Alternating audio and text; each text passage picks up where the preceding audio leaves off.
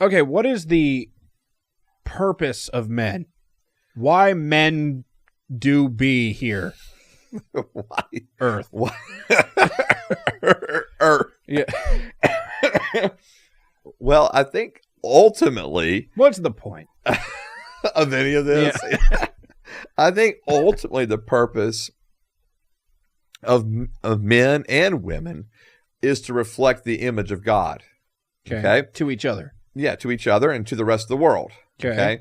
And so I think for men, we often reflect an image of God as a God who is a protector, who is a provider, who is strength. I think those things are naturally, presented by the Lord and or by men, reflecting the image of God. And I think throughout Scripture, you see this constant narrative of men leading, and so even the Lord, being reflecting of that image of God as a God who leads and who guides. And so I think when you look at the overarching narrative of Scripture, that's what you walk away with the purpose of men being, is really to be like a reflection of God to the earth. And I think that happens like in the familial setting, like in a family setting, of like me, for example, as a father,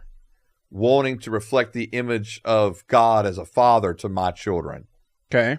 And I think that happens in broader settings, right? Where it's just like men reflect the image of God as protectors, like even our own military, right?